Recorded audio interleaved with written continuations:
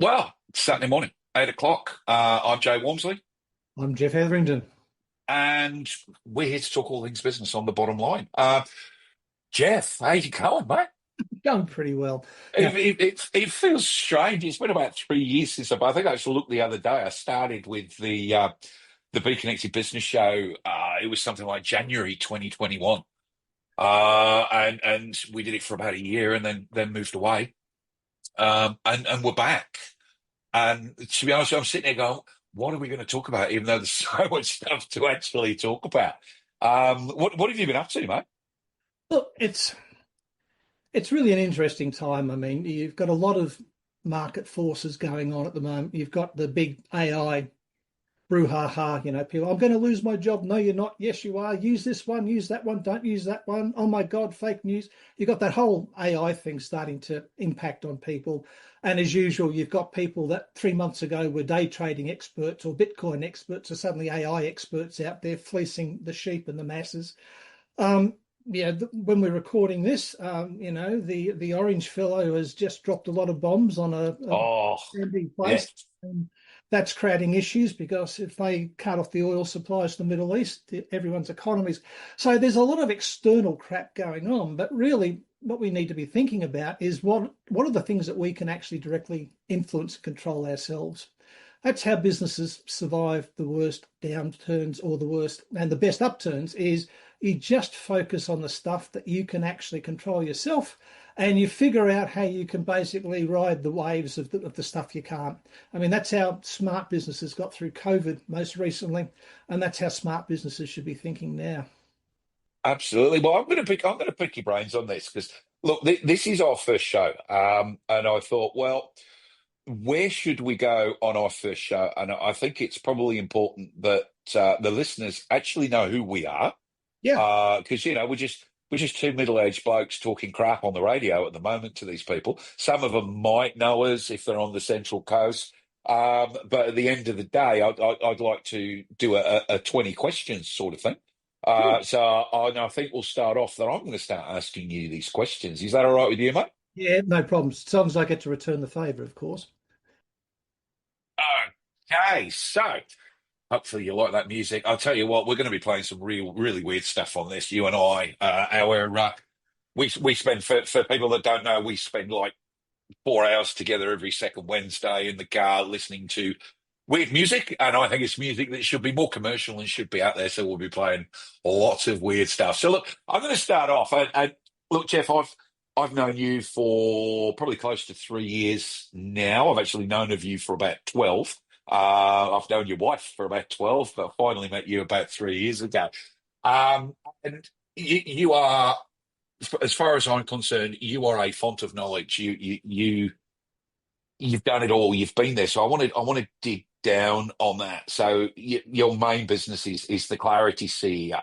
But what I want to know first, can you tell me the story behind you and how you got started? Yeah, look, I suppose I've been doing this coaching, teaching, guiding, mentoring gig for 12 years now. Now I've helped probably over 170 businesses during that time, and I'm lucky. I love what I do. But if I go back 12 years ago, I just left my last CEO role. The board of directors I had were also the biggest clients for the company I was running for them, and they wanted me to do some naughty things, and I refused. So it wasn't a happy ending.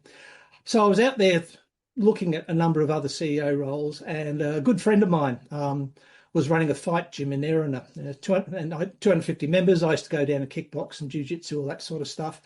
And Darren came up to me one day and he said, Geoff, can you look at my business? I think I'm going broke. And I went, mate, you got 250 members, you got a business coach, you got an account, you got a bookkeeper.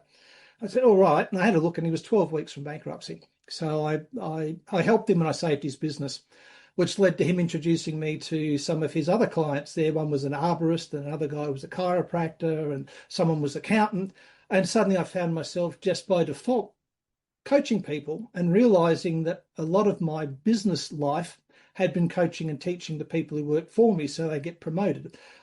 Back in my supermarket days at Coles, I had the reputation there for a while of having more people promoted from underneath me than anyone else in the history of the company. So by default, I fell into this coaching thing. And I was lucky in the sense that, the clock had ticked over enough that I wasn't getting phone calls every week about CEO roles. The few I got were really not ones I liked. So I just swung and just went into what then I was proudly calling myself a business coach. Not so proud now because there are too many people calling themselves coaches who shouldn't. But that's where I started, and that's the story from 12 years ago. But prior to that, I mean, I had 30 plus years as a C-suite executive, CEO, chief operating officer, chief marketing, all that sort of stuff, across probably about a dozen different industries. I mean, I was based in Jakarta for 5 years where I ran five different businesses simultaneously, and I had a turnover of $500 million US, and I had 14,000 staff spread over 300 islands, that type of stuff. But I mean, I worked with Telstra. If you're using a 5G phone, I launched NextG for Telstra with what was and still is the largest experiential marketing campaign ever held in Australia. It was called the NextG Roadshow, and that launched the NextG network everywhere except for Brisbane, Sydney, and Melbourne. I think it cost Telstra $5 million, and it brought them in $35 million in 6 months in revenue, so it wasn't a bad return for them there. Before that, I used to run supermarkets. I ran consumer electronic places. Way back then, I used to go to universities and lecture on business. And before that, I was a high school teacher. So you can say it's been a pretty interesting journey the last 30 odd years. The amount of when you talk about business coaching, and you're right, there's a lot of people out there that think they're business coaches, and really they're not. I put you, you're our business coach, and I put you at a level way above these people. And there's a couple of others that I do, and it's actually funny that they were all school teachers. Makes you wonder, doesn't it? So, but look, your background, right? This specifically this corporate, right? Corporate, comfortable job, hard work, good money, jumping into your own business, right? It's a risk. What was the moment that you realized that, yeah, this is what I want to do? I don't want to go back to corporate. Well, sort of got to step back a bit. I was the prototypical corporate guy, right? I was raised by parents who grew up during the Great Depression, right? And their whole thing was go to school. I was the first person in both families ever to go to university. So it was go to school, go to university, get a job, build a career, get married, have 2.3 kids, white picket fence, and life will be fantastic. Yeah, I get that. The reality of corporate was, particularly at my peak corporate time back in Australia, I was traveling 60, 70% of the time. I was pulling 80, 100, 110 hours a week, all in the name of providing my family with a great lifestyle. It cost me 2 marriages and a lot of money in investment properties and stuff. But the bottom line is the human cost was too high. I'm very lucky now. I'm 20 plus years into my third and final marriage with a wonderful woman who lights me up and all that sort of stuff. Yeah, punching above your weight there, mate. Absolutely. But way back, the 12 or so years ago when I started business coaching, Lynn and I had been together for a couple of years. I'd still been at Telstra for a while. I'd been at Camera House for a while. So she'd seen me with the corporate thing, and then this landed. And as you know, I work with people I call corporate captives, people who hit around about 40, and they're asking, where's this wonderful life that society promised me? And they're probably staring down the barrel of a midlife crisis. Well, I certainly was, because I wasn't enjoying the CEO, C-suite stuff as much as I used to. I found that I was working for more and more people who didn't want to do the right thing. And what I failed to realize until I actually started coaching people and more teaching people was this is what I'd done my entire life. My entire corporate career had been based around identifying talent, teaching them what they needed to do, and seeing them promote it and go off and build as good a life as they can. So all I did really was refocus that from doing it as an entrepreneur internally to a company to doing it for myself outside a company and helping small businesses. Small business is the backbone of Australia, and it gets treated bloody poorly because it's not unified. And the people that say they talk for small business really don't. They're just politicians feathering their own nest. So, part of my mission became to try and help small business people turn their business into a business that supports their lifestyle, so they get to spend more time doing the things they want with the people that matter most to them. So that's really sort of what happened. I mean, I was really happy in my corporate job. I mean, I really enjoyed it. I was for a while there. I was in the top 20 executives of Telstra, and they were talking about sending me to Harvard and all that sort of stuff. Just that I refused to relocate to Melbourne, and suddenly I was surplus to requirements. Yeah, I want to jump back a second. And you talked about your mission. And I want to try and drill down your mission. Why is that important to you? I suppose it's because I've done a lot of what do we call it? Off-piste work, right? Yeah. I was chairman of a business enterprise centre here on the Central Coast, which was top three in the country, even though physically it was one of the smallest ones. I used to be chairman of a Skillshare project way back in the day when I was in corporate, which was helping long-term unemployed get into jobs. I've always had this. I mean, at age 17, I was elected to the YMCA National Board of Directors here in Australia, largest person in the world ever elected to a governing board of the YMCA. And I did that for 6 years. So I suppose I've always had this bent towards helping people. I was raised by a father who said to be of service is the highest calling, which a lot of people think is wrong, but I sort of believe that, and that's what I do, and I've tried to exemplify that. Yeah, I've been, a dickhead during my time, and I've done the wrong things, and morally got to the edge occasionally, but overall, I'm pretty happy with what I've done. But it's this, I just see people out there going broke or leading smaller lives because it's just some stuff they don't know. And if I can teach them that, or if I can show them Mm.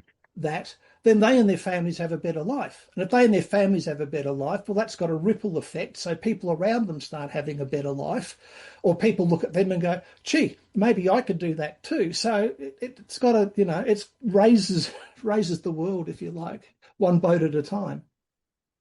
And we're back.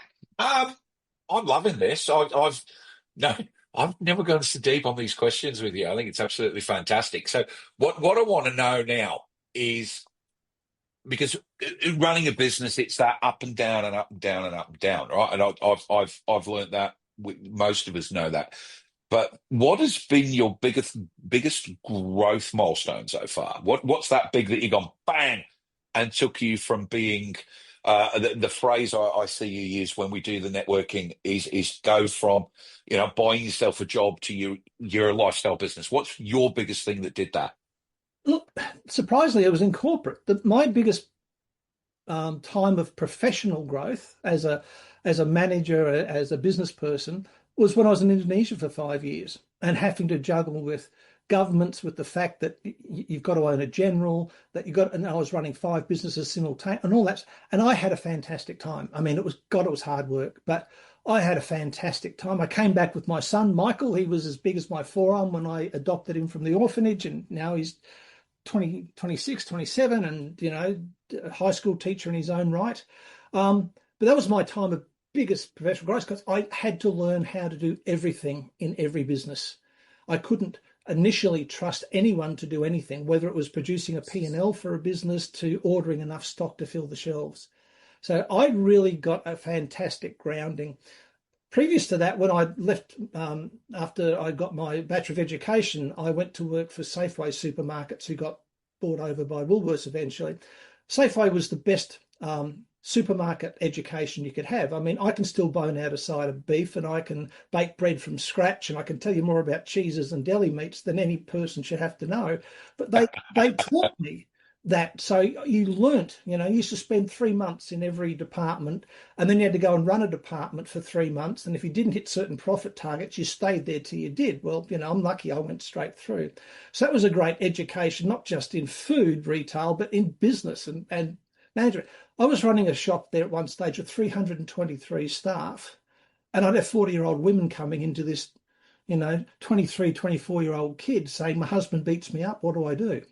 So Mm. you've got to learn there. But certainly Indonesia was my time of biggest growth. And then a few realizations in the last 12 years where, like I said, I fell into this coaching gig, just realizing that I've been doing this all the time. And I actually had this body of knowledge that I could pass on to people, and that I had a particular talent for taking very complex things and making them simple and easy for most people to understand and then to implement. So that's really what happened. I think you hit something there about you fell into that business, and I think the amount of people that do fall into a business, it's absolutely huge. People that I know in business, they go, I'm going to go around, it doesn't work. But the people that fall into it, I think it's because they've already got that passion for it. I don't know, could be wrong. No, no, I think it's a skill set thing. I mean, don't get me wrong. I've known lots of people who have just gone, I'm starting a business. Why? I've got to put food on the table, right? And they do that. And often they do it very well and sometimes not. I think the biggest lie ever told to anyone in business is, well, actually, it's not a lie, it's true, because they say, if you find your passion, you'll never have to work again. Well, it's Mm, almost quite right. If you find your passion, you'll never work again because most people won't pay you for your passion. I had a client about 8 years ago. His passion was really simple. He loved binge watching videos and drinking beer and eating pizza. So we tried to turn that into a movie critic online thing for him. That's the closest I could come. But he was yeah, stuck in this, that's my passion. I want to earn money from it. It didn't work, right? So it's much better to be competent or better than competent at a skill set that solves a problem that people will pay for. And when you do that well enough, that will probably pay you enough money to indulge in your passions. You've heard me tell the story of the GP I had as a client. He's a mad guitarist, been playing guitar since he was 6. Got a Gibson, got a Fender Stratocaster. He's got a music studio at home, soundproofed room. He's in his 40s. He's been playing like 39, 40 years, and he's still a crap guitarist. He's lousy, right? He'll never make it in a band, but he loves playing guitar. The key thing is he's also a bloody good GP. So he quite likes being a GP. He likes healing and helping people, but his passion's playing guitar. But he's good at something he enjoys that people will pay him for, that enables him to go and buy his Stratocaster, his guitars. So that's really the sensible way to set yourself up into business. Is the old Venn diagram, right? It's like, what interests you, what experience have you got, and what problem can you solve people will pay you for. The intersection there, for some people, it's an absolute passion. For a lot of it, yeah, it's a competency that will enable us to earn enough to indulge in a passion. And that's really, I think, what people should do. So when people fall into a business like I fell into the coaching thing, it really came with the realization eventually that I'd been doing this all my life. I mean, I trained as a high school teacher. I got a Bachelor of Education when I was 20, and I got 2 MBAs and all that sort of stuff. But I mean, I came out and there were 32 teaching jobs in the entire state of Victoria and 320 graduates. That's why I went to work yeah, in supermarkets, right? And really, for my approach to coaching, as you know, is very teaching based. But of course, if you say you're a business teacher, everyone thinks you work for TAFE, which isn't great. So you have to use the word coach. But that's what happens. Some people by luck fall into something they're mm, really, really good at. But other people, it's like, find something you're competent at that solves a problem people will pay you for, and then use that to support your passions outside. yeah. So I'm now going to jump in because we're talking about growth strategy, stuff like that. I'm going to jump into innovation and tech. I mean, how Yep. are you implement? We were talking earlier on about AI and where it's going. What do you do as a successful business owner? What tech and what implementation strategies are you using to grow your business and advising your clients to use as well? Look, it's when I was at Telstra, I used to be the guy that the tech guys would come to and ask me to explain what they were doing to the business guys so they could sell it. The business guys had come to me and asked me to explain to the tech guys why certain things didn't work. I've always had this ability to look at both sides and figure out where it fits. So, yeah, and there's a thing called a VIA signature strengths test, which people should do. You can do a free one online, VIA. You had me do one of those the other Yeah. day. Right. Um, and it gives you your top 5 drivers, if you like. Well, my number one's learning. Much to my wife's chagrin, she thinks it should be love. That's about number 3. But someone like me, I've read on average 5 books a week, every week, non-stop since my second year of high school. And that's decades ago. That's hundreds of books. And that's everything from science fiction to business to philosophy to whatever. I love reading. So learning for me, feeding my head is a really big part of my makeup and what I do. It's also dangerous because you should be implementing what you learn right? Not just accumulating knowledge, because the world's changed. People don't pay you for how much you know. People now pay you for how much you know that you can put through the lens of experience and turn into actions that will help them live a better life. So, how do I stay? I subscribe to newsletters all the time. I jump in and try new tech. I was probably one of the early adopters of ChatGPT, and then I went across and I tried a thing called Boodlebox, where they had 4 or 5 of the different LLMs that you could access for one thing. And then I played with Kling, which is a video creation. I have a play, but at the end of the day, for me, AI is just another tool like Excel or PowerPoint. It's like understanding and knowing where it fits in your business. It's hard to think of a business that maybe won't benefit from using AI in some context, but it's not necessarily necessary, if you like. It's also about getting smart. I mean, there's a certain market cycle for things, right? So if you think about ClickFunnels, when they started, super expensive, no one else would do it. How fantastic. And now there's 1 million people that can give you everything ClickFunnels do for almost nix, right? I mean, you and I are both fans of Go High Level. We think it's great, right? It's a Swiss Army knife for business. So, I'm shifting all my business to that and jettisoning all these other apps that I used to pay for, because I don't need them. They're all in the one place. And I suggest that to clients. Not every client will do it, but more and more clients are looking at it and considering that, because things become commodified. When I was in Indonesia, I had an executive assistant and I had probably half a dozen secretaries who would type things up and call people and book things and all that sort of stuff. By the end of my 5 years in Indonesia, which was 85 to 91, I had an executive assistant, and that's all I needed, because I'd started to adopt the software that was around. I started writing stuff myself using Microsoft Word, etc., etc. So the one thing AI is doing is it's leading to an incredible rise in mediocrity, unfortunately. But I think most people, and you and I, we've had this discussion. Most people are using AI incorrectly. They're using it like a Google chat. yeah, Yeah, not a Google. Let's do a Google search. Let's do it through ChatGPT instead, because it'll drill down more. But it goes way beyond that.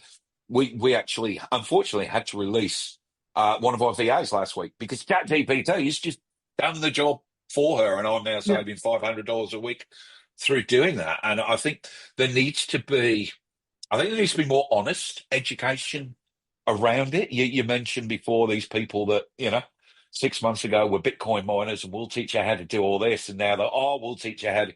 There's too many $9 courses available on Facebook, which are all just a rip off. So, I think you need to use it, but I think you need to learn how to use it properly, because if you use it to its full ability, you're going to save time and money every time. There's always that creative tension when there's new technology, right? Yeah. There is oh my God, the sky's falling, it's Armageddon, thousands of millions of people are going to lose their jobs. And then there's it's really not much at all, it's just another thing. The truth, as always, lies somewhere in the middle, right? You've heard me use the analogy before. The prompt you write for, say, ChatGPT, whatever version you're using, is like the ingredients for a cake, right? The large learning model, which is the better name for them than AI, will then bake the cake, but it's up to you to decorate it. Otherwise, it's a pretty plain, boring cake you're putting out there into the world. And that's where most people fall down. Lots and lots of people feed stuff in, and they've swallowed all this BS about, oh, well, AI is so great now, people can't tell it's not human, and they just take AI stuff and put it out. That's why I said there's been this huge rise in mediocrity due to AI, because too many people aren't decorating their cakes. They're baking them, and quite frankly, often the ingredients they're baking with are crap anyway to start with. So it's not good. So your point's right. People need to learn to use it. But again, it's contextual. It's like, where do I need the help here? So it's a great tool for people to get the scaffolding of a marketing plan for their business. But you can't accept it at face value, because time and time again, they're coming up proving that ChatGPT and Claude and DeepSea and all those, Deep Blue, they all make things up. They lie. Yeah, that's true. They lie. That's true. They give citations to scientific papers that don't exist. So it's really, que via emptor, it's buyer beware, but fascinating stuff. And again, it's a rabbit hole. If you're not careful, you can go right down it. So one of the things I love talking to you, Geoff, because I do remember I interviewed you for the Be Connected Business Show quite a while ago now, probably 2, 3 years ago now. And we've come in today, and I've got a list of 20 questions, right? And what I love about you is every answer you give, you've already answered more than half the questions, and I've only asked about six. Because I love the way you tell stories, man. But look, I'm gonna jump ahead to a couple of little things, and it's it's around that people and culture sort of thing. Who who's been a key mentor or supporter on your journey? You've heard me say this many, many times. You should never trust a coach who doesn't have a coach, right? And you should have a coach, right? Now, at the moment any coach starts styling themselves as knowing everything or being the be all and end all, it's the time to definitely run and find someone else. Look, I've had lots of people along my journey. I mean, I go back to high school. There was a drama teacher called Alex Cossett. Drama in high school in those days was designated practice for living. And he taught me an awful lot about vision. He taught me a lot about acting with integrity and all that. So I had Alex back when I was 15, 16. And I mean, I caught up with Alex 20 years later, and he was still the same impressive human being. When I was working in supermarkets, there was what I call positive and negative learning. There was a particular store manager I had to work with for a while, and all I learned from him was all the stuff you should not do, all the way Yeah, you should not treat people. That's negative learning. And I had another guy who mixed the two, a big guy named Mouse Steer, who was a lay preacher on the weekends. I saw grown men shake when he would walk on the shop floor. I saw butchers tremble. He was a fearsome guy, big, tall, skinny guy. Yet all you had to do was go up to him and say, Mal, I've got a sick kid, or I've got to get to the doctor. And he'd say, go away and I'll come back and I'll see you when you get back. So he had a big heart to help people so long as the job was done. And that's really where I learned a lot of my management style back in the day, which was really based on this idea that, you can be human and helpful, but the work's still got to get done. At the end of the week, we'll still have a laugh, but the work's got to get done. He saw me reading my first ever management book that I bought, which is a thing called The 1 Minute Manager, which I still subscribe to. And I was 18, I got that. right? Oh, Fantastic book, right? Catch people doing something right. What a fantastic yeah. philosophy. He saw me reading that, and to his credit, Mal Steer said, what the hell's that? And I said, well, it's a management book, and it's written like a parable. And he asked if he could borrow it, and he borrowed it, and he came back and he changed his entire management style 180 degrees. Yeah. So It's the carrot and the stick, isn't it? yeah, Carrot and the stick. I learned a lot from my driver in Indonesia, Bambang Susulianto, who was my driver. And I had Bambang pick me up from the airport the first day I arrived and drop me at the airport the day I left. I just learnt so much from him about tolerance and dealing with imposed ceilings and cultural crap that goes on. He was just a lovely human being, and in a different society, he would have been an incredibly successful businessman, not someone who drove a truck, drove around a bule, a white person like me, for a living. And, his family lived 11 hours journey away. So he would go twice a year to go and spend a couple of days with them. So in the end, my then wife and I put together some money and we bought them a house. It was really tiny, what we call a tiny house now. We bought a house so his family, his wife and his kids could live with him here, live with them in Jakarta. And it was styled as a loan. And what we did when we left was we gave him all the money he'd paid back. So he had a good kickstart. But I learned from him just the value of listening to people in other cultures and learning stuff. I learned a lot. During my 5 years in Indonesia, after the first 3 months, I had the same staff all the way through. Nearly all the other expatriates I knew were changing staff and drivers and cooks and houseboys every 3 months. But because there was a degree of cultural sensitivity there, I learned from him that certainly didn't happen. I learned a lot in Telstra from a guy called Clarkey, who was my boss at the Telstra countrywide marketing side. I learnt a lot from him about navigating politics. Certainly I could have done with that knowledge back in the days when I was at Vodafone, which was But I mean, I learned a lot from him. But I mean, there's a guy called Trav Bell, the bucket list guy. I took Michael, my son, when he was 14. We went to Melbourne. We spent 3 days doing the bucket list experience, which starts off with doing a front face rappel down a 6-story building, which Mike loved and went down and did it 3 times. And I was glad I was wearing brown pants. I don't deal with heights really well, but I did it 3 times, right? But I learned that, and Trav and I have been mates, distant mates. I mean, I couldn't ring him up and go for dinner sort of thing, but we know each other. But Yeah. he was probably my first real paid for coach I took on. I learned a lot from him about life and the things that drive us and all that. So for me, it's constantly meeting people and being open to learning from them. I mean, one of my best mates called Howard Tinker up here runs a company called Restaurant Profits. But Howard was also a therapist back in the UK, and he used to deal with damaged kids. And I've learned a lot from him about approaches to life and people and looking through things. I think you just got to be open to find things. It's the old thing, like, if you're open, a teacher will appear. I suppose that's true. But I've learned a lot from books. I've learned a lot from books about not what to do, as much as Yes. I've learned Oh, gotcha. what to do. And I've also, like I say, this concept of negative learning seems to upset people, but some of the biggest names in the world, I've paid thousands of dollars and done their courses. And what I've learned is exactly how not to do the thing they're advertising. They'll show you how to do, because they're crap. Yeah. They're rip-offs. So, All right. That's me. I want to look at the personal side now. All right. So, as a business owner, that work-life balance, Mm. it's sort of non-existent. The government brought in a law 6 months ago now that if you work for somebody, they've got to leave you alone or something like that between certain hours. Yep. As we don't particularly have employees that completely ignored it. Mm. But look, how do you balance your life outside of work with your work life? Okay. Well, the first thing is work-life balance is utter bullshit, because that makes people think it's 50-50, right? Yeah. It's not. All there is life and where you've got to put your energy at any particular time. And if you're a business owner, often that energy has to go into the business, because you've got to build it, or you've got to remake it, or you've got to chase down that sale.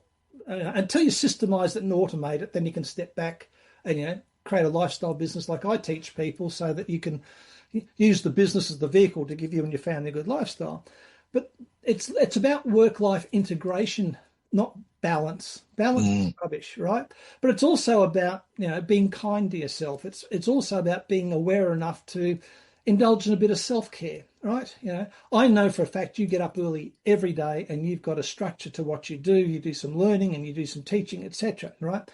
I get up, most days 5:30, 6 o'clock. I go out on the back deck. I do some Tai Chi. I make coffee. I go back to bed. I have coffee with my wife. I read some emails. I check on what's happening in the world, see who's bombed who and all that sort of stuff. Then I get up and I go downstairs to my home gym, and I'll do half an hour or something there. Often I'll have a steam sauna. I've got one of those portable ones down there.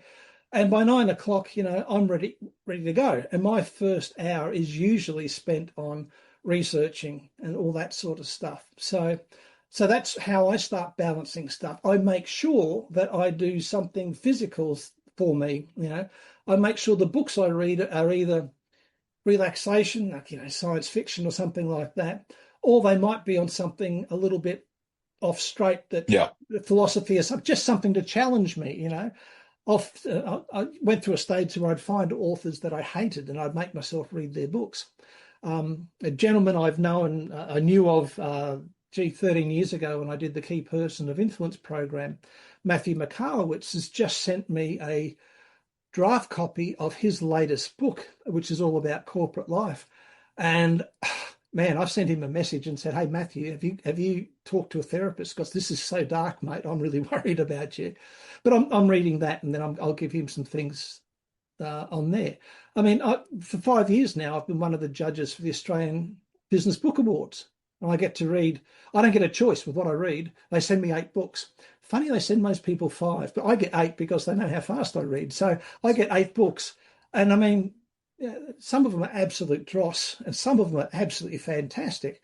But I have a short period of time where I've got 8 books I have to read, I have to take on board, and I have to decide where they fit across the number of factors. So again, that's me deciding to integrate work and life together, it's not about me trying to strike this mythical balance, because it doesn't exist. Okay, coming to the end. So I've got a couple of quick fire questions for you. Here we go.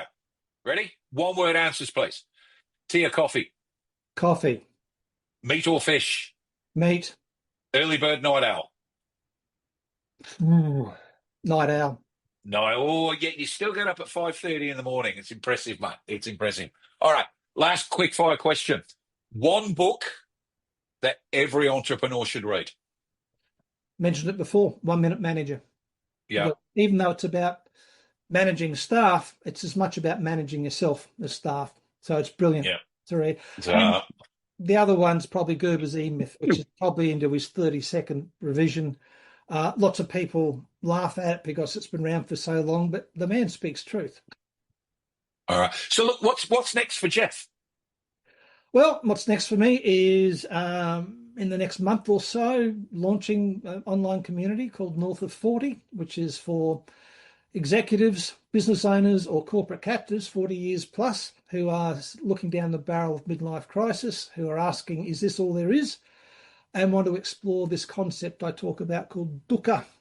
Dukkha is the first noble truth of Buddha. Most people translate it as meaning suffering. The true meaning is dissatisfaction with living a mundane life. And I think that's the best way to describe people going through midlife crisis. So I'll launch this community. The community will help people understand their dukkha and then design their next chapter, whether it's in business, whether they stay, whether they go, whether they create something new.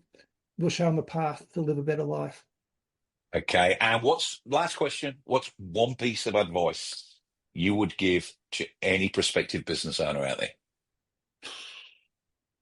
Be kind to yourself. Right? Don't think you've Short got. and sweet. Yeah.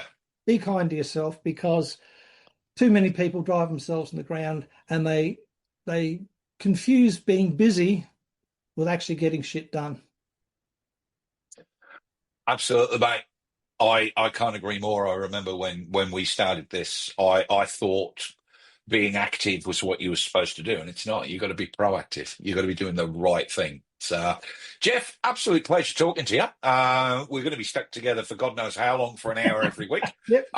Look, I just thought it was a good idea to deep dive on you and let people know who you are, so that when we do start talking later on with other people, people know why we're asking the questions. So, Yep. Geoff, thank you very much. And to our listeners, it's been great having you. We'll be back next week, where I think Geoff's actually going to be interviewing me. Absolutely. Thanks, guys. All right. Thanks, guys.